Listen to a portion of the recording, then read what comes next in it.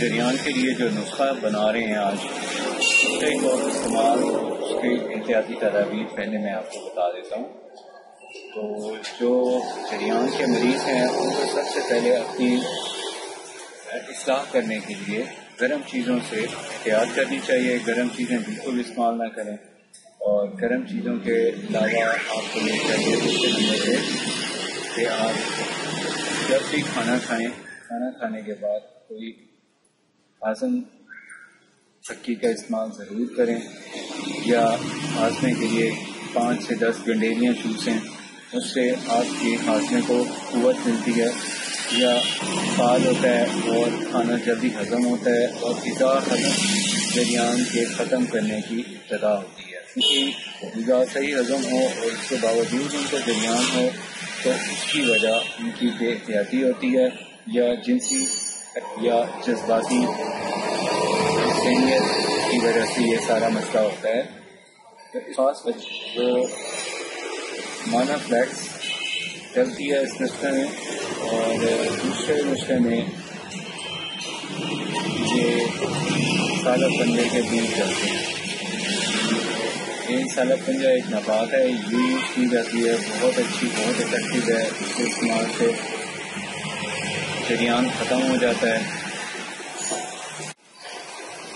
اس نسخے کو بنانے کے لیے سب سے پہلے تو آپ کو چاہیے کہ آپ اصلی مانا فلیکس لیں۔ مانا فلیکس اصلی کی یہ پہچان ہوتی ہے کہ پتھر کی طرح ہوتی ہے۔ یہ اس کو چکھیں گے تو یہ میٹھی ہوتی ہے ذائقے میں، یہ اصل مانا فلیکس ہے۔ تو یہ یوز کرنی ہے اس میں۔ یہ اٹلی سے آتی ہے، اور پاکستان بھی یہ آپ کو آج کل بننی شروع ہو گئی ہے۔ بہتر ہے کہ آپ اٹلی والی لیں یا کندھاری لیں۔ کندھاری افغانستان سے آتی ہے، بالکل بٹر کی طرح ہوتی ہے، دیکھیں بٹر جیسا ہوتا ہے اور سافٹ ہوتا ہے بالکل، یہ یوز کرنا ہوتا ہے اس میں۔ اور دوسرا جو میں نے آپ کو بتایا ہے جو بیج ہیں سالب پنجے کے، یہ یوز کرنے ہوتے ہیں اس میں۔ کرنے ہیں کہ روزانہ آپ نے تقریباً 2 دانے اس کے لینے ہیں، اور اس کا آدھا چمچ لینا ہے۔ اس دونوں کا پاؤڈر آپس میں اچھی طرح باریک کرنے کے بعد، چھاننے کے بعد، یہ جان کرنے کے بعد آپ نے 1 گلاس دودھ کے اندر مکس کر لینا ہے۔ اس کو دودھ میں ڈالنے کا طریقہ یہ ہوتا ہے کہ سب سے پہلے آپ نے گرم دودھ لینا ہے۔ گرم دودھ کو آپ نے اس میں اپنے جو جار ہے یا آپ کا جو مٹکا ہے اس میں ڈالیں، بالکل گرم، بوائلنگ پوائنٹ پہ گرم ہونا چاہیے۔ اس کے بعد ان دونوں کا پاؤڈر آپ اس میں شامل کر کے اس کو اچھی طرح مکس کریں۔ مکس کرنے کے بعد آپ اس کو اسٹرا کے ساتھ سپ کر کے پئیں۔